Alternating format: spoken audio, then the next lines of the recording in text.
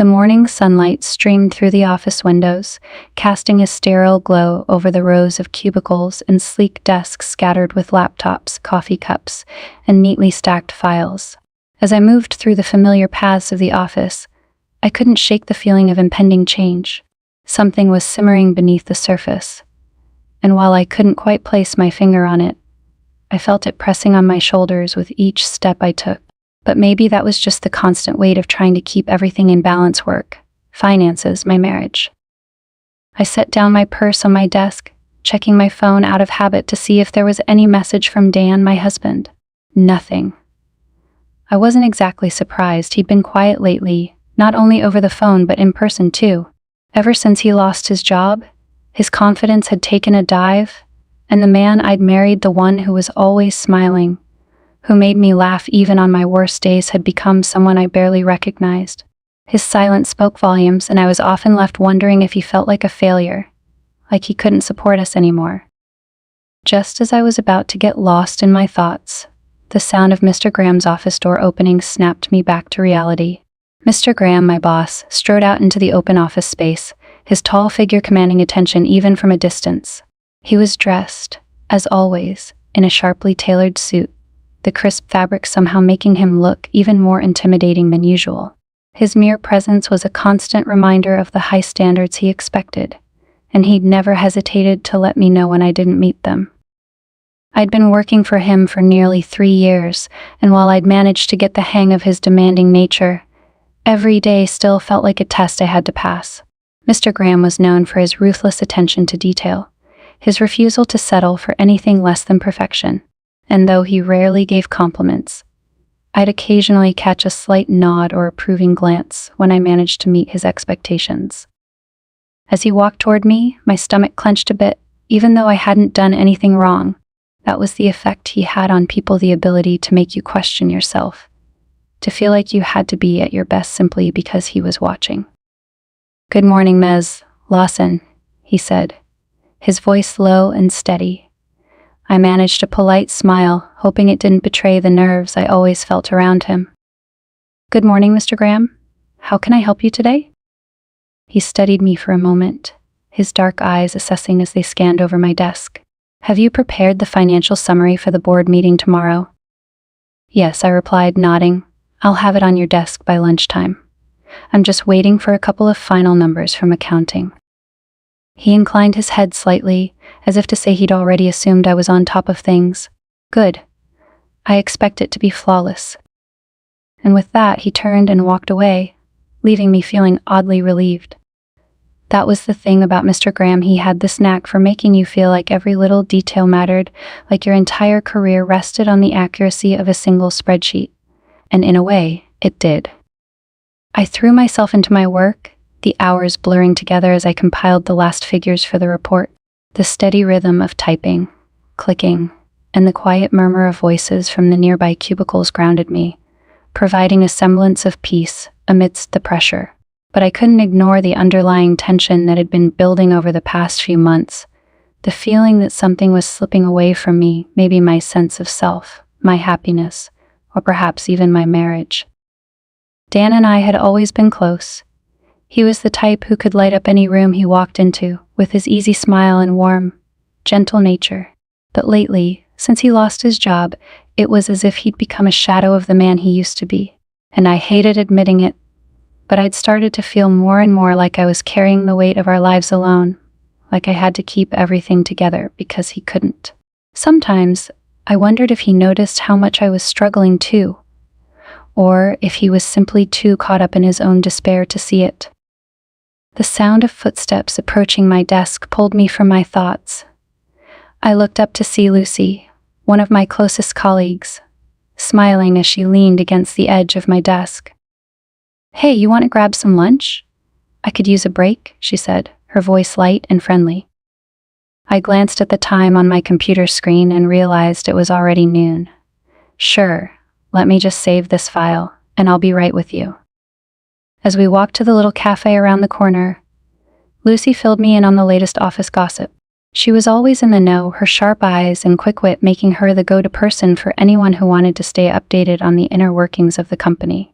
But today I found myself struggling to keep up with her chatter, my mind too weighed down by the stresses that had been piling up. "Are you okay?" Lucy asked suddenly, noticing my silence. I forced a smile. "Yeah, just a lot on my mind." She nodded knowingly. "It's Mr. Graham, isn't it? He's so intense sometimes." I sighed, grateful that she understood. "He's just, well, you know how he is.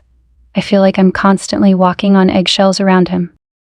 Lucy laughed, though it was more sympathetic than amused. "Join the club.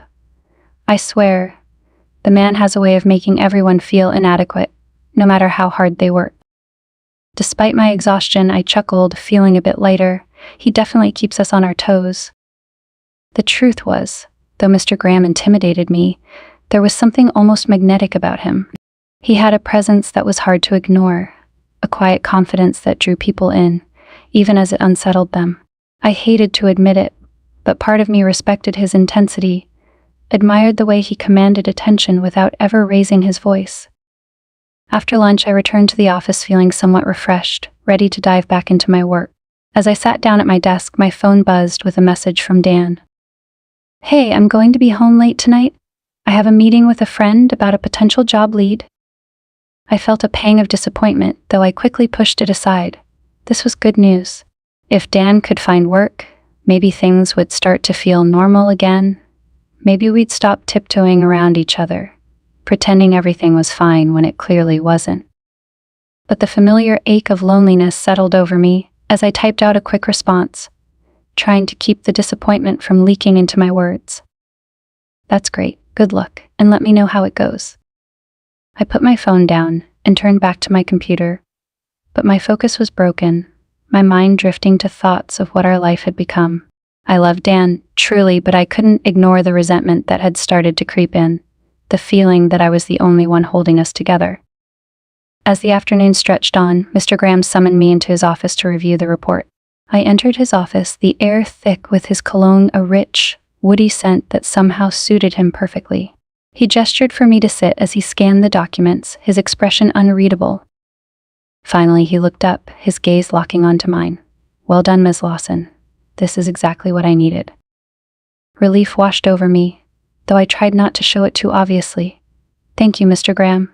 I'm glad it meets your expectations." For a brief moment, he smiled, a rare expression that softened the sharp lines of his face. "I appreciate your dedication, Ella. It doesn't go unnoticed." The words hung in the air, simple yet unexpectedly meaningful. I felt my cheeks flush slightly, and I quickly looked down, hoping he hadn't noticed. But his gaze lingered, and for a second, I thought I saw something more in his eyes, a warmth, maybe even admiration. I brushed the thought away, focusing instead on the pile of work still waiting on my desk. But as I left his office, I couldn't ignore the subtle thrill that lingered in my chest, a feeling I knew I shouldn't be indulging. Yet, in that fleeting moment, I felt seen, valued, and maybe even desired. As the evening crept closer, the usual office hum began to die down. Desks were cleared, computers powered off, and colleagues began gathering their things, eager to escape the demands of the day. I glanced at the clock, almost 6. I still had at least an hour of work ahead of me. Mr. Graham had dropped a last-minute task on my desk, and though it wasn't urgent, I knew he expected it completed by the morning. Most people would complain about working late without overtime pay, but I couldn't afford to be picky.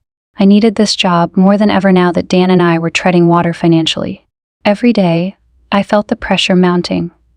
We were already behind on several bills, our credit cards were maxed out, and our savings had dwindled to a few $100s, which would barely cover groceries for the next week. Rent was due in just a few days, and the anxiety of whether or not we'd make it kept me awake most nights. Dan had been on the job hunt for weeks, but the market wasn't in our favor. Every day, I watched him leave the house with a forced smile, a folder of resumes in hand, and every evening, he'd return looking more defeated than the day before. It broke my heart to see him like that, but I couldn't let him know how scared I was too. I had to be strong, the steady one. After all, that was my role now, keeping us afloat, holding everything together. I sighed, pushing those thoughts aside and returning to my task. As I typed away, I couldn't shake the persistent worry that I was only one mistake, one oversight, away from losing this job. Mr. Graham was a fair but demanding boss, and I'd seen what happened to employees who couldn't meet his expectations. They were let go with little warning, their desks cleaned out by the end of the day. The thought of being in their place, of walking away with a cardboard box and a severance package, was terrifying. I wouldn't let that happen. I'd worked too hard, sacrificed too much to let it all slip away now. The office had gone nearly silent when I finally finished up and sent the report. I stretched my arms, feeling the tightness in my shoulders. Just as I was shutting down my computer, I heard footsteps behind me and turned to see Mr. Graham standing by my desk. "Still here?" he asked, his tone surprisingly gentle. I nodded, managing a small smile. "Just finishing up that report you asked for." He raised an eyebrow, nodding with approval. "I appreciate that, Ms. Lawson. I know I can rely on you." There it was again, that rare hint of warmth in his voice, the smallest suggestion that he valued my efforts. It shouldn't have mattered so much, but it did. In a world where I often felt invisible at home, in this bustling office, knowing that someone saw my hard work, even if it was my demanding boss, made me feel a little less alone. As he looked at me, I could feel the weight of his gaze, intense and unwavering. I shifted in my seat, feeling a flush rise to my cheeks. It was foolish, really. I knew better than to read into such things, but with Mr. Graham it was hard not to. He had this way of making you feel like you were the only person in the room, the only person who mattered. I'd seen him do it in board meetings, with clients, even with the office janitor. He had this quiet charisma that drew people in, that made them want to be in his good graces. "Well, good night, Ella," he said, his voice soft. The way he said my name, Ella, made me pause. He usually addressed me formally, Ms. Lawson, like everyone else. But tonight there was a familiarity to his tone, a gentleness that caught me off guard. "Good night, Mr. Graham," I replied, my voice barely above a whisper. He hesitated for a moment as if he wanted to say something else, but then he turned and walked away, leaving me alone in the dimly lit office. I gathered my things, feeling an odd mix of emotions as I headed out to my car. Relief, exhaustion, and something else, a strange exhilaration that I couldn't quite shake. As I drove home, I replayed the conversation in my mind, analyzing every word, every look. It was silly, of course. Mr. Graham was my boss, nothing more. But the way he'd spoken to me, the look in his eyes, it felt different. And in that small moment, I'd felt something I hadn't felt in a long time, a spark of excitement, a thrill. I arrived home to find the apartment dark, save for the glow of the television in the living room. Dan was sprawled on the couch, a half-eaten sandwich on the table beside him, his eyes glued to the screen. He barely looked up as I walked in, muttering a quick, "Hey," before returning his focus to whatever show was on. I dropped my purse on the table and went to sit beside him, reaching for his hand. "How was your day?" I asked, trying to keep the hope out of my voice. He shrugged, not meeting my eyes, same as usual. No calls back yet. I squeezed his hand, forcing a smile. "It'll happen. Something will come through. I know it." Dan nodded, but his expression remained distant. I could see the defeat in his eyes, the weight of his own disappointment, and as much as I wanted to reassure him, I felt a pang of resentment. Here I was, working myself to the bone to keep us afloat, while he sat on the couch, wallowing in his misery. It wasn't fair, but I pushed the thought away, telling myself that he was doing his best, that he needed my support, not my frustration. After a quiet dinner, I headed to bed, leaving Dan still on the couch. Lying in the darkness, I couldn't shake the memories of the day, the pressure, the stress, and the strange interaction with Mr. Graham. I felt guilty for the thrill it had given me, for the way my heart had fluttered under his gaze. But as much as I tried to push the thought away, it lingered, a small flicker of something that felt almost like desire. I turned over, glancing at the empty space beside me in bed. Dan and I hadn't been close in months. He'd been so withdrawn, so distant, that it was as if we were just two people sharing a space rather than a married couple. I missed him, missed the warmth, the laughter, the closeness we used to share. But every time I tried to reach out, He seemed to pull further away, and I didn't know how much longer I could keep trying. As I lay there, a thought crept into my mind, one that made my heart race and my stomach twist with guilt. What if things didn't get better? What if this was it, this distant, strained existence, this life of constant worry and loneliness? I pushed the thought away, telling myself that it was just the exhaustion, that things would get better once Dan found Batter, once the bills were caught up. But deep down, a part of me wondered if I was lying to myself. And as much as I hated to admit it, the small, thrilling interactions with Mr. Graham offered a brief escape from the burdens of my life. He was attentive, appreciative, even if only in a professional way. And though it was dangerous, though it made me feel guilty, I found myself looking forward to those small moments in the office, those fleeting exchanges that made me feel seen. I closed my eyes, trying to will myself to sleep, but as I drifted off, I couldn't shake the image of Mr. Graham's face, his dark eyes watching me with that same intensity, the way he'd said my name.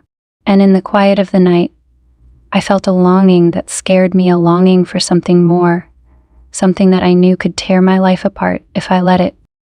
The week moved along in a familiar, relentless blur. Every day seemed a carbon copy of the one before, the usual tasks, the same faces, the same tension bubbling under the surface as the end of the month loomed, bringing with it the deadlines that haunted our department. For Mr. Graham, it was business as usual. He pushed hard and demanded more from everyone, with no tolerance for excuses. Despite the stress, a strange anticipation was building in me, one that was almost embarrassing to acknowledge. I'd started noticing the moments Mr. Graham's gaze lingered a second too long. The way his voice softened slightly when he asked me to complete a task, the casual touches that seemed increasingly deliberate, the warmth in his tone, the slight change in the way he said my name. Those things shouldn't have meant so much to me, yet they did, and each time my heart betrayed me, racing in ways it hadn't in a long time. It was a Thursday evening when Mr. Graham approached my desk as I was shutting down for the day. He cleared his throat, a habit he had before making a request, as though it lent a certain formality to what he was about to say. I looked up, surprised to find him lingering there after hours, his expression calm but unreadable. "Ella," he began, pausing for a moment. "Are you busy tonight?" The question caught me off guard. Busy? Did he really expect that I had a social life outside of the office these days? I hesitated, my mind already churning with the possibilities. I could see the slight tension around his eyes, as though he knew this was crossing a line but was determined to see it through. No, I replied a little too quickly.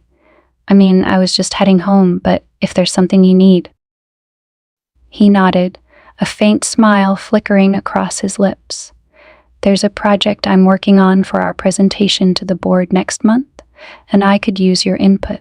I know it's late, but I trust your judgment, and this is a bit of a sensitive task." "Of course," I replied, trying to keep my voice steady. "I'd be happy to help." He gestured toward his office, leading the way as I gathered my things and followed him. The office was nearly deserted, save for a few lights still flickering on the far side of the building. The silence felt heavy, amplifying each footstep, each breath. The door clicked shut behind us, and I suddenly felt very aware of the fact that we were alone. Mr. Graham walked to his desk, pulling out a folder filled with pages of financial projections and market research. He sat down and motioned for me to take a seat beside him. As I moved closer, I noticed the faintest hint of his cologne, a deep, earthy scent that seemed to fill the room, making my pulse quicken. He leaned forward, close enough that our shoulders nearly brushed, as he spread the papers out before us. "Take a look at this," he said, his voice low. "I need a fresh perspective on these figures. It's a critical piece for our board meeting, and I want to make sure we're covering all our bases." I nodded, trying to focus as I scanned the numbers and charts in front of me. I could feel his gaze on me, his presence a steady warmth at my side, but I forced myself to concentrate, to stay professional. The last thing I needed was for him to sense the tension thrumming through me, the way every small movement or word felt heightened in the quiet of his office. As we worked through the projections, Mr. Graham's tone shifted, becoming more relaxed, almost conversational. He asked my opinions on different strategies, encouraged me my insights, and listened intently to every word I said. He leaned in close when I pointed to a particular section, his eyes studying the page but his arm brushing against mine in a way that sent an unmistakable thrill down my spine. It was subtle, likely accidental, but the effect it had on me was undeniable. Minutes turned into an hour, and I found myself drawn into the conversation, energized by his interest in my thoughts, his respect for my judgment. He was flattering, even charming, in a way that made me forget, just for a moment, that he was my boss. I found myself laughing softly at his occasional dry humor, the playful smirk that would flash across his face when he caught me by surprise with an unexpected insight. "You know, Ella," he said suddenly, breaking the flow of our conversation, "you're one of the most competent people I've had the pleasure of working with. Your dedication, your attention to detail. It's rare to find someone who puts so much into their work."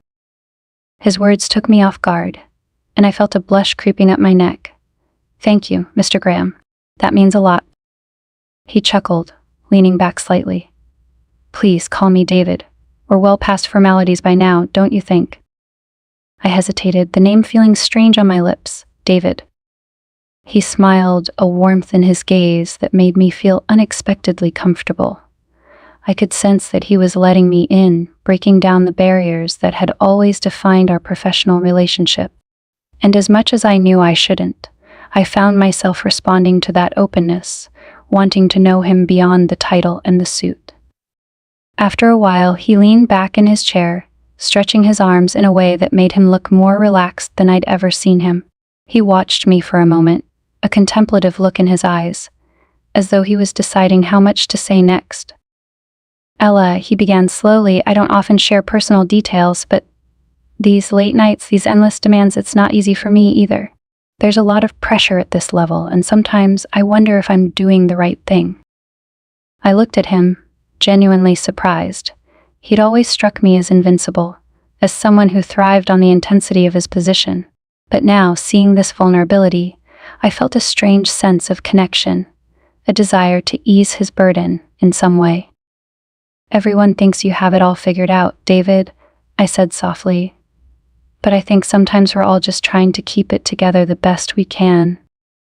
He nodded, his gaze softening as he looked at me. "You get it, don't you? It's rare to find someone who does." For a moment we sat there in silence, a quiet understanding passing between us. I could feel the weight of the unspoken words between us, the subtle electricity in the air. It was dangerous, this closeness, this shared vulnerability, but I couldn't bring myself to pull away. "Ella," he murmured, his voice barely above a whisper. "I'm glad you're here, tonight, with me." The words hung in the air, and my heart raced as I struggled to find a response. There was a warmth in his eyes, a softness that made me feel seen, appreciated, in a way I hadn't felt in a long time. And in that moment, the weight of my life outside this office, the struggles with Dan, the constant financial worry faded away, leaving only the undeniable pull between us. I'm glad too," I whispered, my voice trembling. He leaned in slightly, his hand brushing against mine, the touch lingering just long enough to set my skin alight. I knew I should pull away, maintain the professional boundaries that defined our relationship. But in that instant, I didn't want to. I wanted to lose myself in the warmth of his gaze, in the quiet connection we'd found in the solitude of his office. He cleared his throat, pulling his hand back, but not his gaze. "I think we've made some good progress on the report," he said, his voice back to its usual steady tone, though I could see the hint of something more in his eyes. "Yes," I replied, forcing myself to focus. "I'll make the final adjustments tomorrow and have it ready for the board meeting." He nodded, standing up and gathering the papers, his movements careful, measured. "Thank you, Ella. I couldn't have done this without you." As I gathered my things and prepared to leave, I felt a strange sense of reluctance, a part of me wanting to stay, to let the moment linger just a bit longer, but I knew I couldn't. Whatever this was, it couldn't go any further. "Good night, David," I murmured as I turned to leave, feeling his gaze on my back as I walked out the door. "Good night, Ella," he replied softly, his voice a gentle echo in the quiet office. As I stepped into the cool night air, a flurry of emotions washed over me. I knew I should feel guilty, ashamed even, but instead, I felt alive, invigorated in a way I hadn't in years.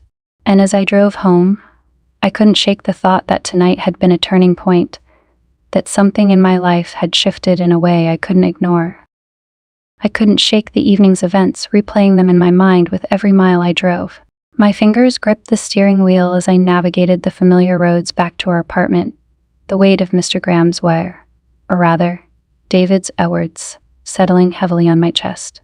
I'm glad you're here, tonight, with me. The memory of his hand brushing against mine lingered, sending a shiver through me as I tried to focus on the road. It was foolish to let such a small gesture mean so much. I told myself that. I reminded myself of the lines we weren't supposed to cross, of the professional boundaries that should have kept us apart. But the thrill of his attention, of being seen and valued by someone so driven and commanding, had me feeling things I hadn't felt in a long time. It wasn't just about the excitement of doing something forbidden, it was about being reminded of my own worth, of feeling desired in a way that was too complicated to dismiss. I glanced at my phone, noticing a text from Dan that had come in earlier in the evening. The message was brief, almost impersonal, informing me he'd gone to bed early and wouldn't wait up. A pang of guilt twisted in my stomach. I knew he didn't suspect anything, why would he? I had always been the reliable one, the loyal one. But lately I felt more like a stranger in my own life, navigating a marriage that felt increasingly distant and a work life that had started to blur dangerously with my personal boundaries. When I pulled into the driveway, the apartment was dark, quiet. I unlocked the door and stepped inside, careful not to make too much noise.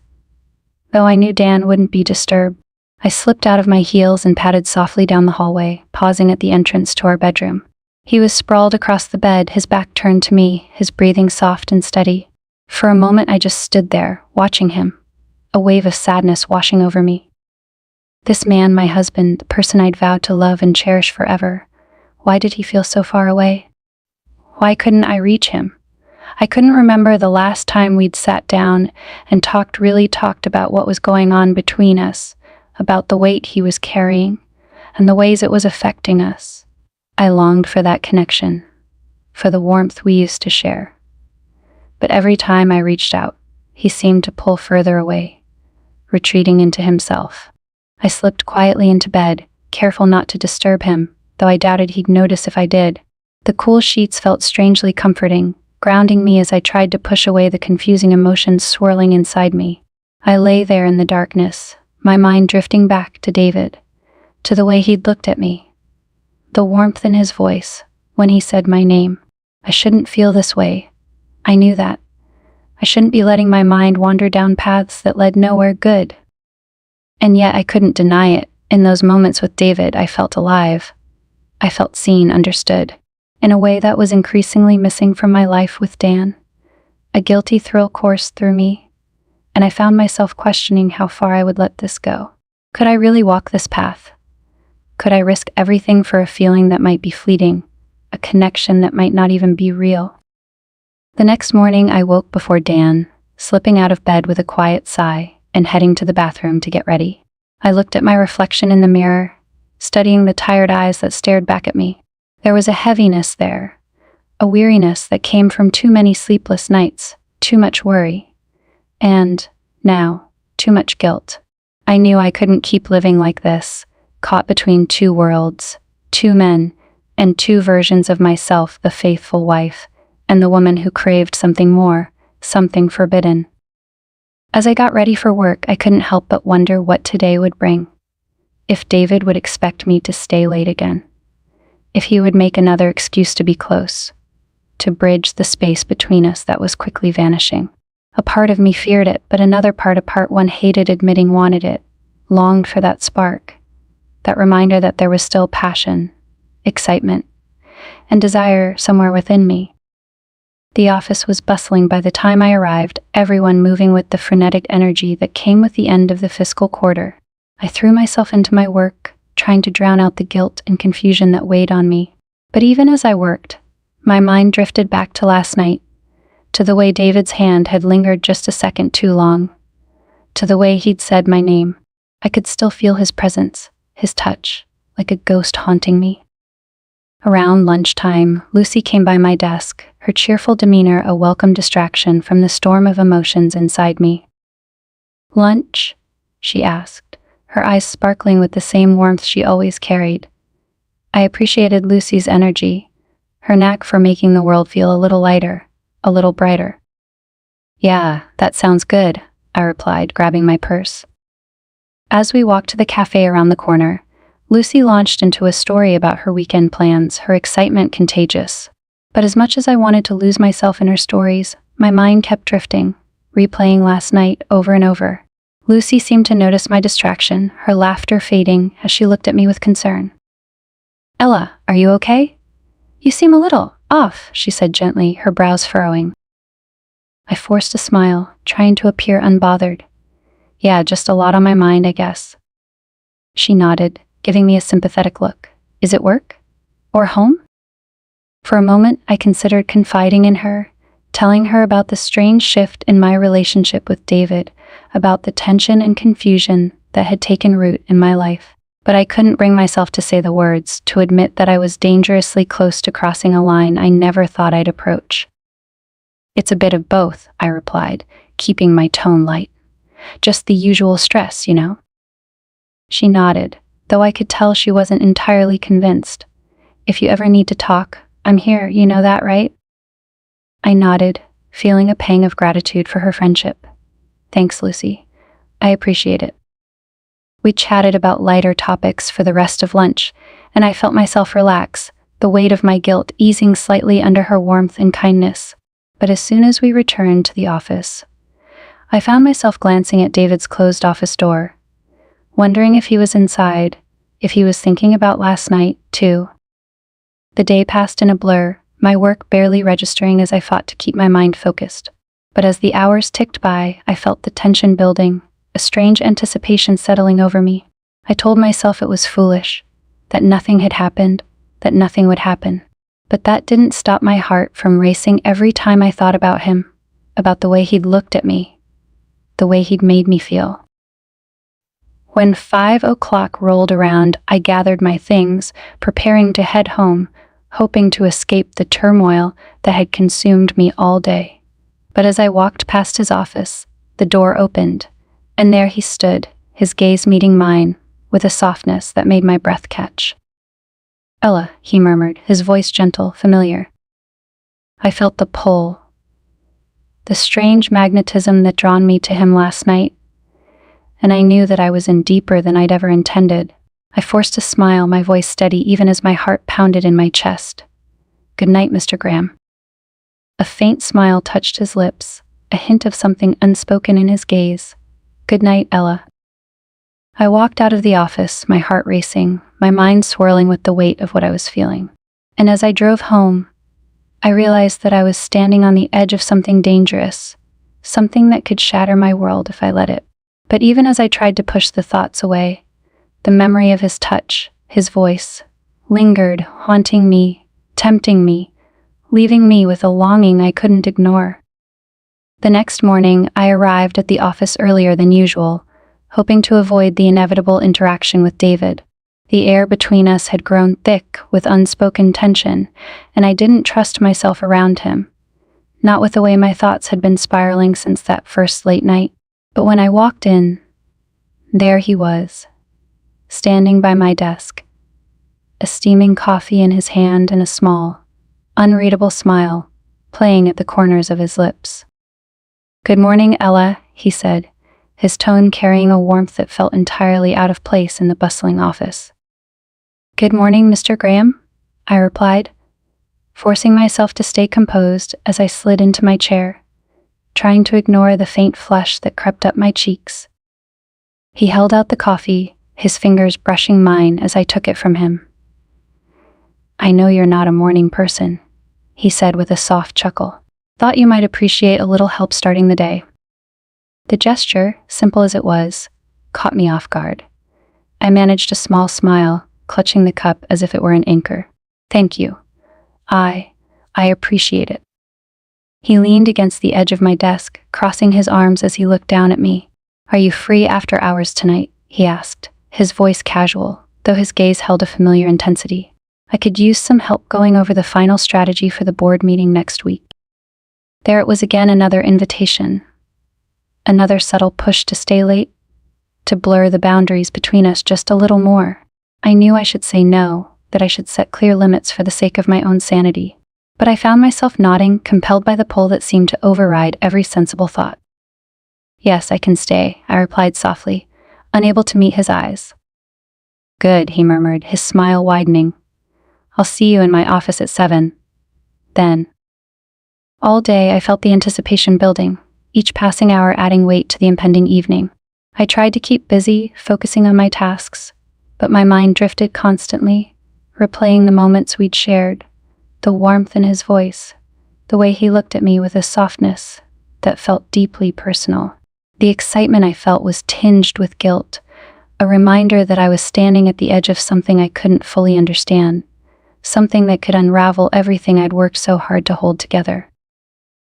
When the clock struck 7, I took a deep breath, steadied myself, and made my way to his office.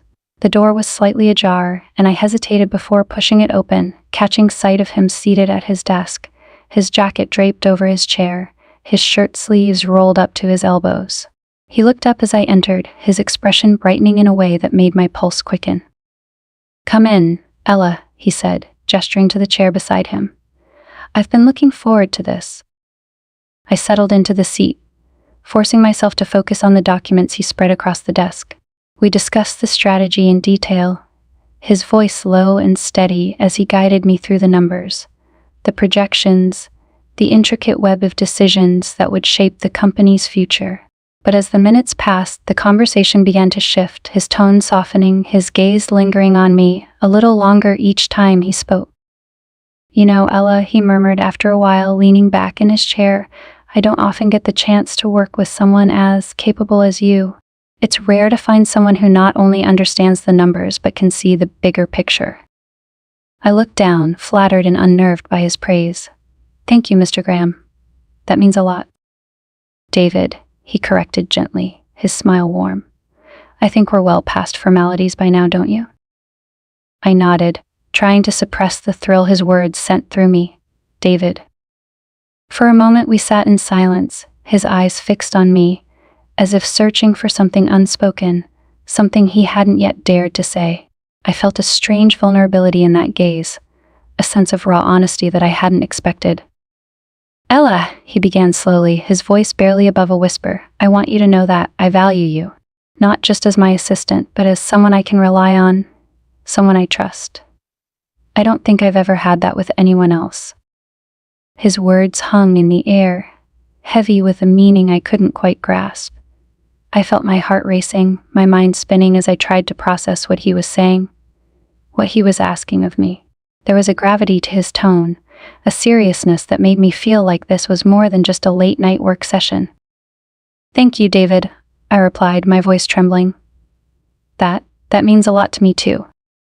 He leaned forward, his eyes never leaving mine, his expression softening in a way that felt intimate, almost vulnerable. Ella, he murmured, I don't want you to feel obligated, but if there's any chance that you might feel the same, that there might be something more between us. I felt my breath hitch, my heart pounding as the meaning of his words settled over me.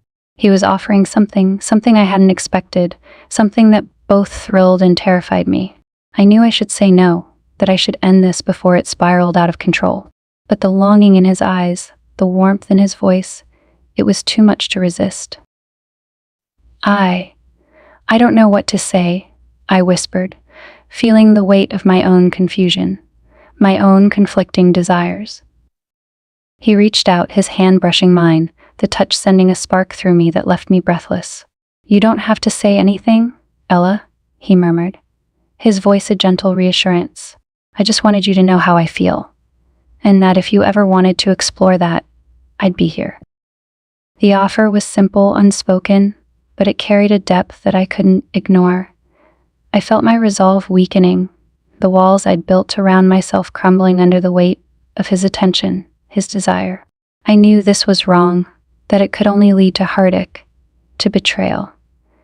But in that moment, with his hand on mine, with his gaze holding me captive, I couldn't bring myself to walk away. "David," I began softly, my voice trembling.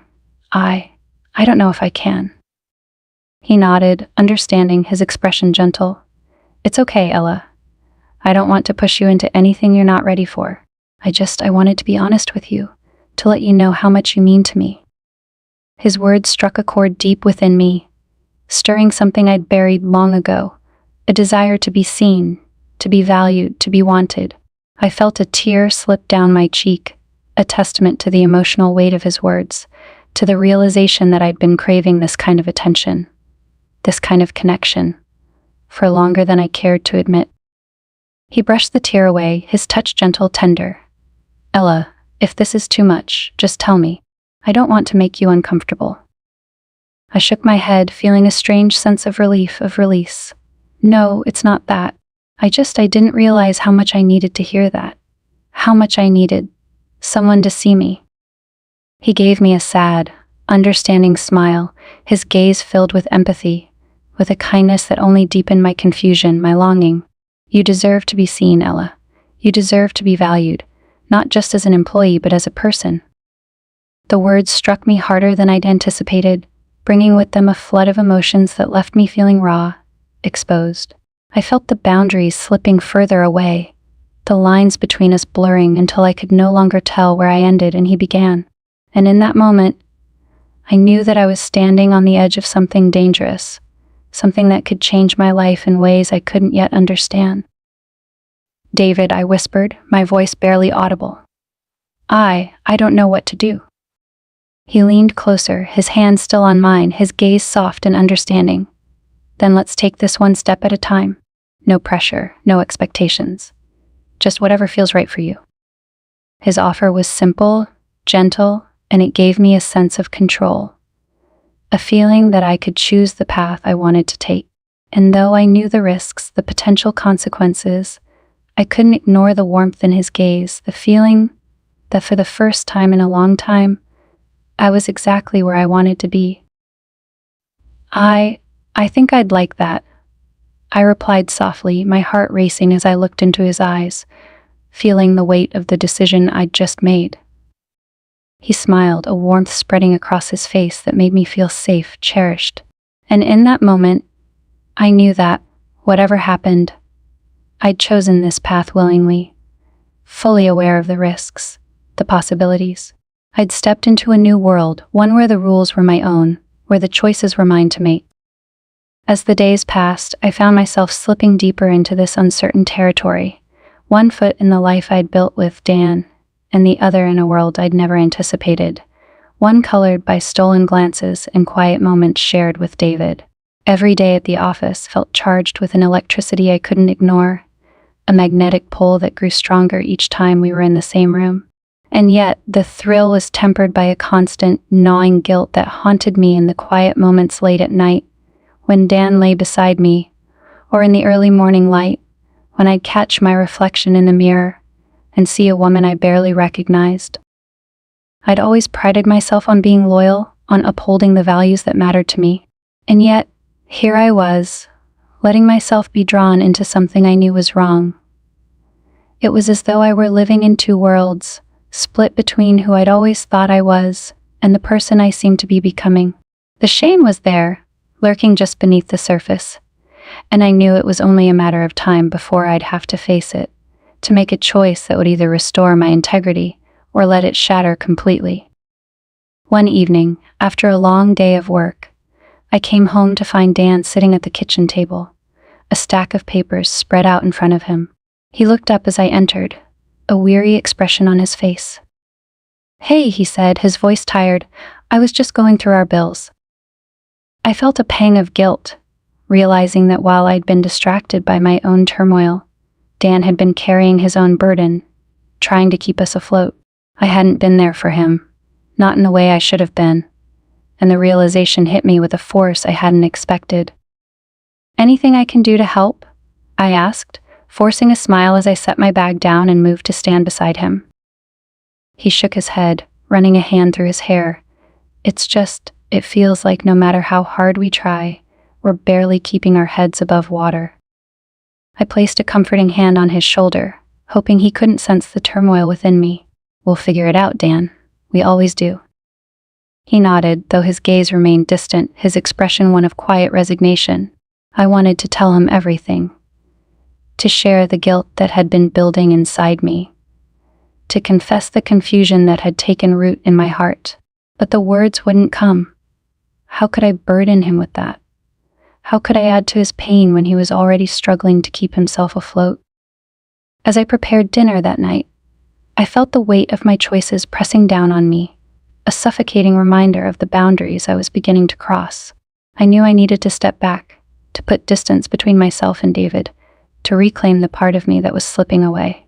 But each time I thought about it, I felt an ache, a sense of loss that I couldn't ignore. When Dan went to bed, I stayed behind in the kitchen, staring out the window at the darkened street, the quiet hum of the city a backdrop to my thoughts. I knew I was playing a dangerous game, one that could cost me everything. But the temptation was there, whispering in the back of my mind, a reminder of the thrill, the excitement that had become an escape from the weight of my life. The next morning, as I made my way to the office, I resolved to put an end to it, to pull back from the edge and regain control of my life. I would distance myself from David, maintain a strictly professional relationship, and focus on the life I'd built with Dan. It was the right thing to do, the only choice that would allow me to look myself in the mirror without shame. But when I walked into the office and saw David standing by my desk, his warm smile and gentle gaze waiting for me, my resolve wavered. He had a way of making me feel special, of making me feel like I mattered in a way I hadn't felt in years. And as much as I tried to resist, I couldn't help but be drawn to that feeling, that sense of being seen, valued, desired. "Morning, Ella," he greeted me, his voice soft. "Morning, David," I replied, forcing a casual tone as I took my seat, determined to maintain my boundaries. We worked together in relative silence, exchanging only the necessary words, keeping our interactions strictly professional. But I could feel his gaze on me, could sense the unspoken tension that hung between us, a reminder of the connection we'd shared, the words he'd left lingering in the air. And despite my best efforts, I found myself drawn to him, the pull too strong to ignore. Around noon, he asked me to meet him in his office to review the presentation one last time before the board meeting. I followed him in, closing the door behind me, the quiet click of the latch sealing us in a space where the rest of the world faded away. He spread the documents across his desk, explaining each point with his usual precision, his voice steady and measured. But as he spoke, I couldn't help but notice the way he looked at me, the warmth in his eyes, the gentleness that seemed reserved just for me. It was as though he saw through my defenses, saw the turmoil within me, and understood in a way that both comforted and unsettled me. "Ella," he said softly, his voice breaking through my thoughts, "are you okay?" The question caught me off guard, and for a moment, I felt my resolve crumbling, the weight of my emotions pressing down on me. I'm fine," I replied, my voice shaky. "Just a little overwhelmed, I guess." He nodded, his gaze steady, his expression one of quiet understanding. "If there's ever anything you need, anything I can do to help, you know I'm here, right?" The words felt like a lifeline, a reminder that I didn't have to face this alone. But at the same time, they were a temptation, an invitation to let go of the boundaries I'd clung to surrender to the feelings I'd been fighting. "Thank you, David," I murmured, feeling the sting of tears as I looked down, unable to meet his gaze. That means a lot." He reached across the desk, his hand covering mine in a gesture that was both comforting and charged with unspoken emotion. His touch was warm, steady, a quiet assurance that I couldn't ignore. And in that moment, I felt my resolve slipping, my defenses crumbling, as I looked up, meeting his gaze with a vulnerability that I hadn't allowed myself to feel. "Ella," he murmured, his voice barely above a whisper, "I know this is complicated. I know there's a lot at stake, but I can't pretend I don't feel this way. I can't pretend that you don't mean something to me." His words hung in the air, a confession that felt both thrilling and terrifying. I wanted to pull away, to put distance between us, but I couldn't. I was drawn to him, to the warmth in his gaze, the gentleness in his touch, the sense that he saw me in a way no one else did. "David," I whispered, my voice trembling. I don't know if I can do this. I don't know if I can handle this." He nodded, his expression softening as he squeezed my hand, a silent reassurance that eased the ache in my chest. "Whatever you need, Ella. Whatever you decide, I'll respect it. But I just needed you to know." The honesty in his voice, the sincerity in his gaze, it was too much to bear. I felt a tear slip down my cheek, a testament to the confusion, the guilt, the longing that had taken root in my heart. And as he brushed the tear away, his touch tender, I knew that I was standing at a crossroads, a moment that would define everything. I need time," I whispered, my voice barely audible. "I need to figure this out." He nodded, his gaze filled with understanding, with empathy. "Take all the time you need, Ella. I'll be here, whatever you decide." As I left his office, I felt the weight of his words pressing down on me, a reminder of the choice that lay ahead. I knew I couldn't keep living like this, caught between two worlds, two men, and two versions of myself. I had to make a decision, to choose a path that would either save my marriage or unravel everything I'd worked so hard to build. But as I walked away, the memory of his touch, his voice, lingered, a quiet echo that left me questioning everything I thought I knew, everything I believed I wanted. And in the quiet of my own thoughts, I knew that the choice I faced would change everything, in ways I couldn't yet understand. The following evening, I found myself still at the office, even after most of my colleagues had left for the day. I wasn't entirely sure why I'd stayed. Maybe I was avoiding going home, facing the emptiness that had crept into my marriage. Or maybe I was hoping for anything that would fill the void that had taken root in my heart. I kept my head down, attempting to focus on the report in front of me, but the numbers blurred on the screen, my concentration slipping with each passing minute. A soft knock at my door pulled me from my thoughts, and I looked up to see David standing there, his expression unreadable. "Still here?" he asked, stepping inside without waiting for an invitation. "Just trying to finish up a few things," I replied, forcing a casual smile. He closed the door behind him, and suddenly the room felt smaller, the air heavier. He moved to stand beside me, his gaze lingering on me in a way that felt both familiar and unsettling. "You work too hard, you know that?" he said, his voice soft, almost gentle. I laughed, a faint, hollow sound. "Takes one to know one." For a moment we stood in silence, the weight of everything unspoken pressing down on us. I could feel my heart pounding, each beat a reminder of the tension that had been building between us, the boundaries that had begun to blur. And as much as I knew I should pull back, put distance between us, I couldn't bring myself to move. "Ella," he murmured, his voice barely above a whisper, "I can't stop thinking about you." The words were like a match striking against flint, igniting something inside me that I'd tried so hard to keep buried. I looked up, meeting his gaze, and in that instant, I saw everything I'd been avoiding, the longing, the desire, the undeniable connection that we'd both been dancing around for weeks. "David," I began, my voice trembling, my mind racing with 1,000 reasons why this was wrong, why I couldn't do this. But every reason faded away under the intensity of his gaze, the warmth of his presence. He stepped closer, his hand reaching out to brush a stray strand of hair from my face.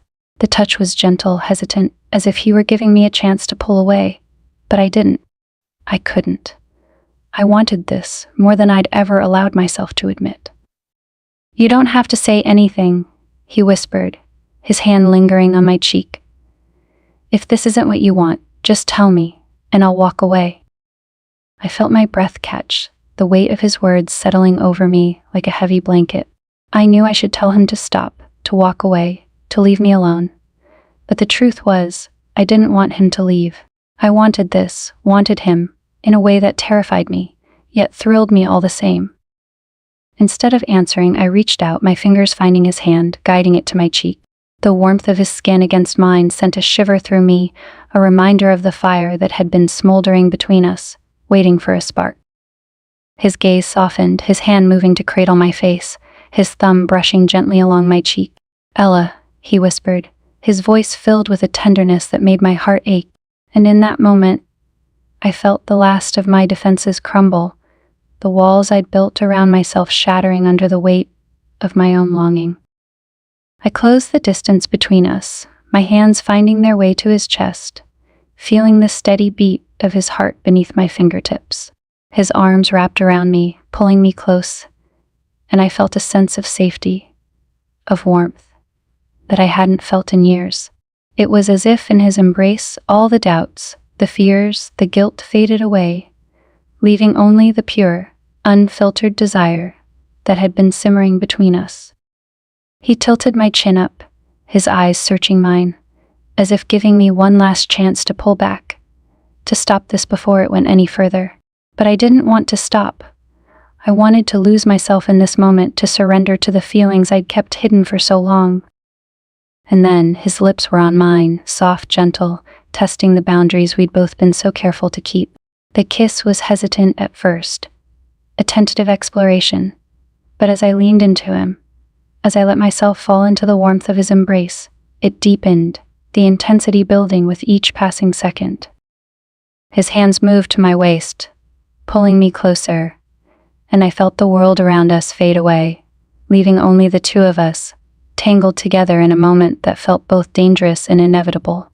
The feel of his hands on my skin, the warmth of his breath against my neck, it was intoxicating, a heady mix of desire and longing that left me breathless, my heart racing as I surrendered to the passion that had been simmering between us. We moved together, the rhythm of our bodies aligning in a way that felt both familiar and thrillingly new.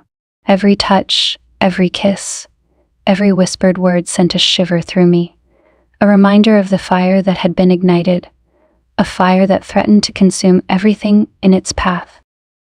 In that moment, there was no guilt, no hesitation, no fear, only the pure, unfiltered connection between us, a connection that felt as natural as breathing. I'd spent so long denying this part of myself, so long convincing myself that I didn't need this, didn't deserve this. But in his arms, I felt whole, complete, in a way that I hadn't felt in years. As we lay together in the quiet aftermath, the silence heavy with the weight of what we'd done, I felt a strange mix of emotions, joy, relief, and a creeping sense of dread. I knew that this moment, this decision, would change everything. I knew that I couldn't go back to the life I'd led before, that the boundaries I'd crossed couldn't be undone. David held me close, his fingers tracing gentle patterns along my back, his touch soothing, comforting. "Are you okay?" he asked softly, his voice filled with concern. I nodded, my gaze drifting to the ceiling as I tried to make sense of the emotions swirling inside me. I don't know, I whispered, my voice barely audible. "This feels right and wrong, all at the same time." He tightened his hold on me, his lips pressing a gentle kiss to my forehead. "I know," he murmured, his voice filled with understanding, "but I don't regret it, not a single moment."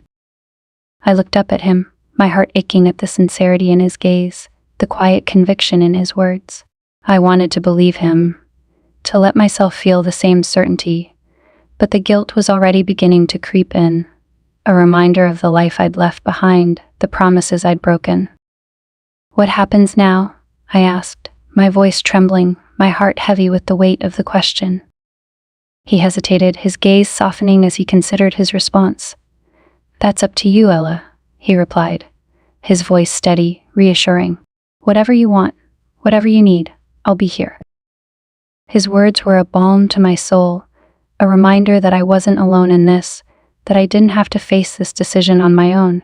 But as much as I wanted to lose myself in the warmth of his embrace, to let myself be swept away by the intensity of our connection, I knew that reality would come crashing back eventually.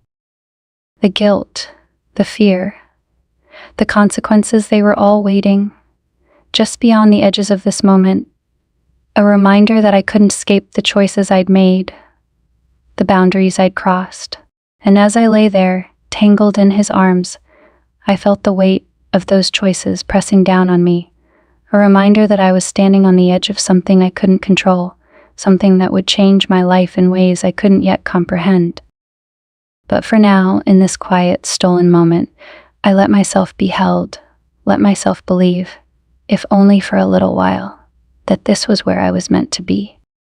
The days following that night with David were a mix of thrilling highs and crushing lows. Each morning I awoke with a fleeting sense of disbelief, replaying the moments we'd shared, the warmth of his touch, the way he'd looked at me as if I were the only person in his world. But by the time I reached the office, reality would sink in, a heavy weight of guilt and confusion settling over me. I could feel the change in our interactions, the way we moved around each other with an unspoken awareness. We tried to keep things professional, maintaining the facade of boss and assistant, but the stolen glances, the fleeting touches, all of it hinted at a secret that we both held close. There was a thrill in it, in the clandestine nature of our connection, but there was also a gnawing dread that lingered in the back of my mind. It didn't take long for the whispers to start. At first, they were subtle, murmurs that I could brush off as workplace gossip. Lucy, ever observant, pulled me aside one afternoon, her gaze wary. "Ella," she said quietly, her voice tinged with concern, "is everything okay? You seem different lately." I forced a laugh, hoping to deflect her suspicion. "Different how?" She studied me, her eyes narrowing slightly. "I don't know, just more on edge. And I've noticed you've been spending a lot of time with Mr. Graham. People are starting to talk." My heart raced, but I kept my expression neutral, shrugging off her words as best as I could. "I'm just working hard, that's all. You know how he is always pushing for more." She nodded, though I could tell she wasn't entirely convinced. "Just be careful, okay? Office gossip has a way of spiraling, and I don't want to see you get hurt." I thanked her, brushing off her concern, but her words stayed with me, a constant reminder that our secret was a fragile thing, vulnerable to exposure. I told myself I could handle it, that I could keep my professional and personal lives separate. But the reality was far more complicated. Each time David and I were alone, the tension grew, a mix of desire and anxiety that made it hard to think clearly. He would brush his hand against mine as he handed me a document, or his gaze would linger just a little too long during meetings. It was as if we were both teetering on the edge, playing a game we knew couldn't last. One evening, as I was preparing to leave, he asked me to stay for a moment. I hesitated, glancing around the empty office, but I couldn't resist the pull of his gaze, the silent promise in his eyes. I closed the door, my heart racing as I turned to face him. "Ella," he murmured, his voice low, filled with a mixture of longing and regret. "This, what we have, I know it's complicated, but I can't imagine going back to the way things were before." His words sent a shiver through me, a reminder of the connection we'd forged, the intimacy we'd shared. But even as I felt the thrill of his words, the guilt weighed heavy in my chest, a constant reminder of the lines we'd crossed, the promises I'd broken. "David," I replied softly, my voice filled with uncertainty, "I don't know how much longer I can do this. The secrecy, the lies, it's eating away at me." He reached out, his hand finding mine, his touch a balm to the turmoil inside me. "I understand, Ella. I don't want to cause you pain, but I also don't want to lose you." I felt a tear slip down my cheek, a testament to the conflict that had taken root in my heart. I wanted him, wanted the connection we'd found, but I couldn't ignore the reality of my life, the marriage I was jeopardizing, the future I was putting at risk. Maybe we need to take a step back," I whispered, the words tearing at me even as I spoke them, "to figure out what we really want, what we're willing to sacrifice."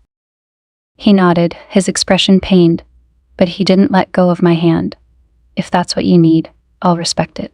But I want you to know, I'm here, no matter what." I pulled my hand from his grasp, the loss of his touch like a cold void settling over me. "Thank you, David," I murmured, forcing a smile. I just need time." He nodded, a sadness in his gaze that mirrored my own, and as I walked out of his office, I felt a sense of finality, a weight pressing down on me as I grappled with the reality of my choices. But the repercussions were only just beginning. The rumors around the office intensified, whispers that seemed to follow me wherever I went, colleagues casting knowing glances in my direction. I could feel their judgment, their suspicion, and though I tried to ignore it, the shame was impossible to escape. Lucy's concern grew, her questions becoming more pointed, more insistent.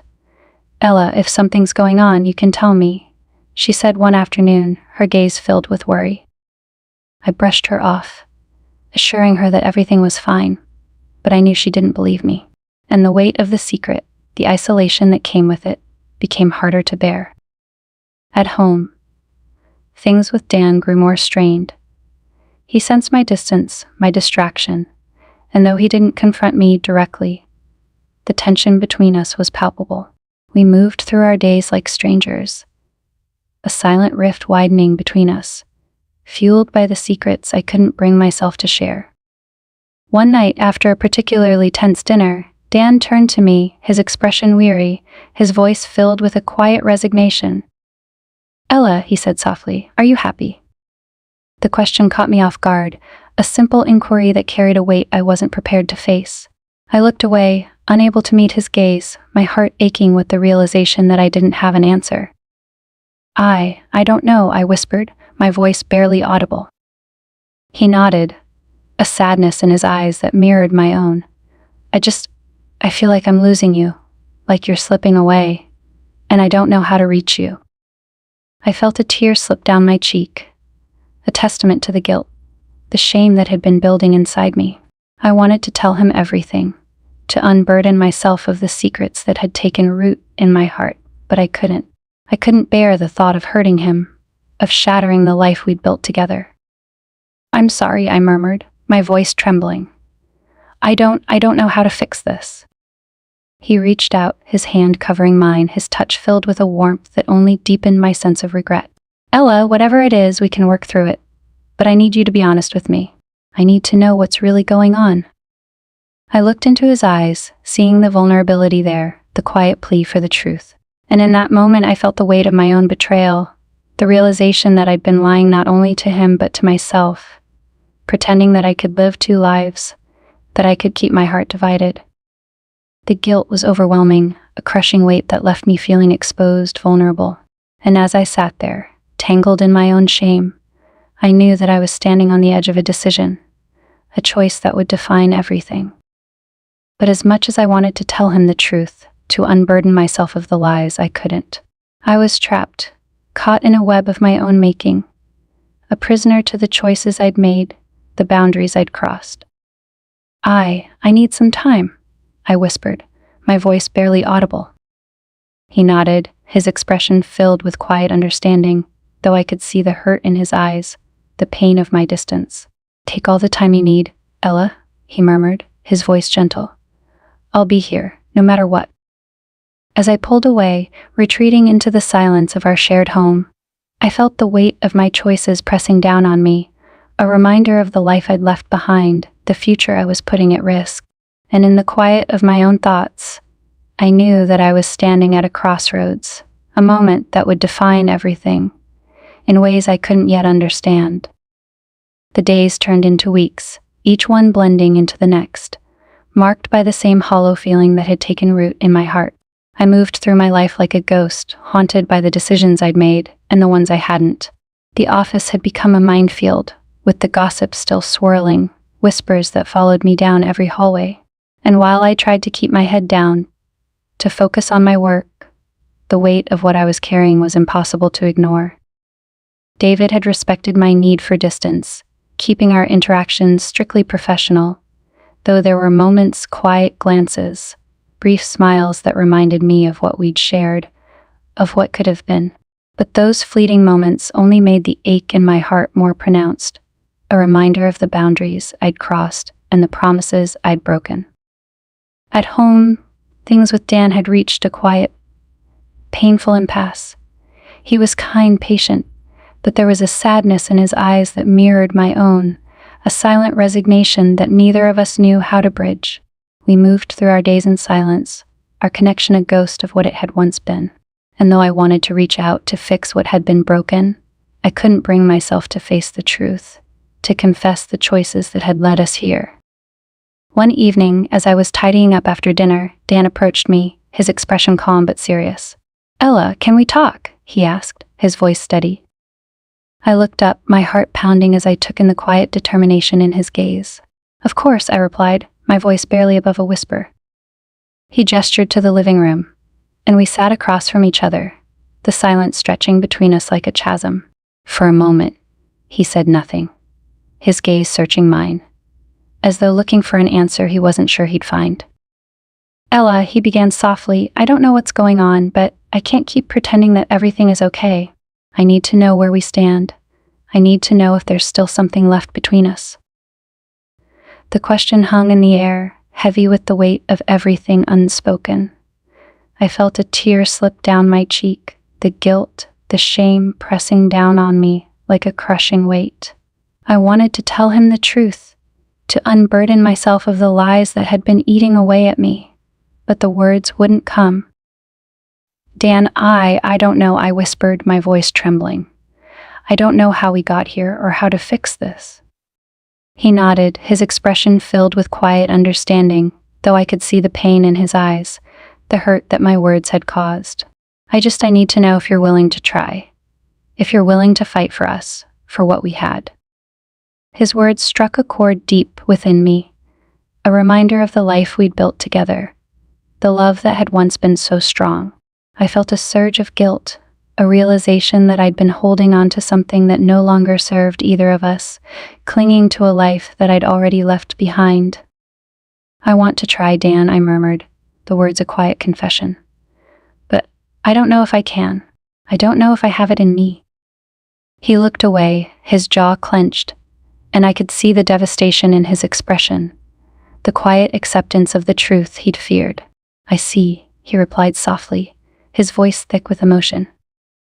The silence that followed was deafening, a stark reminder of the life we'd shared, the dreams we'd built together, now crumbling around us.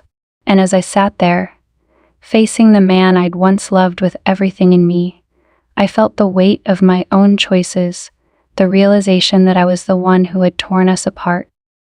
After a moment, he stood, his movements slow, deliberate, as though he were carrying a burden too heavy to bear. He looked at me, his gaze filled with a sadness that broke my heart. "I'll give you space, Ella," he murmured, his voice steady but filled with pain. "Maybe that's what we both need." I nodded, unable to speak, my throat tight with the weight of everything left unsaid. And as he turned to leave, I felt a sense of finality settle over me, a realization that I was standing at the end of a chapter one never thought would end. The next morning, Dan packed a small bag, giving me a gentle smile as he kissed my forehead, a silent goodbye that felt like a wound I'd never be able to heal. I watched him go, my heart heavy, a mix of relief and regret swirling inside me as I faced the reality of what I'd done, of the life I'd chosen to leave behind. The days that followed were filled with a quiet numbness, a sense of loss that left me feeling empty, adrift. I threw myself into my work, hoping to find solace in the routine, but even that felt hollow, a reminder of the choices I'd made, the lines I'd crossed. One evening, as I was preparing to leave, David approached me, his expression calm, though I could see the concern in his eyes. "Ella," he murmured, his voice soft, "how are you holding up?" I forced a smile, though I knew it didn't reach my eyes. "I'm fine," I replied, my voice wavering. He reached out, his hand finding mine, his touch a gentle reminder of the connection we'd shared, the moments that had changed everything. "If you need anything at all, I'm here." I looked down, my heart aching with the weight of his words, the realization that, despite everything, I still felt that pull, that undeniable connection. But even as I felt the warmth of his hand, the comfort of his presence, I knew that this was no longer enough, that I couldn't keep living in the shadows, hiding from the truth. "David," I began softly, my voice trembling, I don't think I can keep doing this." He looked at me, his gaze filled with understanding, though I could see the sadness there, The quiet acceptance of a truth we'd both known was inevitable. "I understand," he replied, his voice steady. I want you to be happy, Ella. Whatever that means for you." His words were a balm to my heart, a reminder of the kindness, the respect that had drawn me to him in the first place. And as I looked into his eyes, I felt a sense of closure, a quiet acceptance of the choices I'd made, the paths I'd taken. I need to find myself again," I murmured, my voice barely audible. "I need to figure out who I am without everything else." He nodded, his expression filled with understanding, though I could see the pain in his eyes, the quiet loss of what could have been. "Take all the time you need, Ella," he said softly, his voice a gentle reassurance. "I'll always be here if you need me." As I walked away, I felt a strange mix of emotions, a sense of loss, of freedom, of relief. I knew that I was standing at the beginning of a new chapter, one filled with uncertainty, but also with possibility. I'd made mistakes, crossed lines I could never uncross, but I was determined to find my way, to rebuild the pieces of my life, one step at a time. And as I stepped out into the cool night air, I felt a strange sense of peace settle over me, a quiet acceptance of the choices I'd made, the life I'd left behind. I didn't know what the future held, but for the first time in a long time, I felt ready to face it, to embrace the unknown, to find myself again. Because sometimes the hardest choices are the ones that lead us back to ourselves. And in the quiet of that moment, I knew that whatever came next, I would be okay. I would find my way, piece by piece, step by step. And in the end, I would be whole again.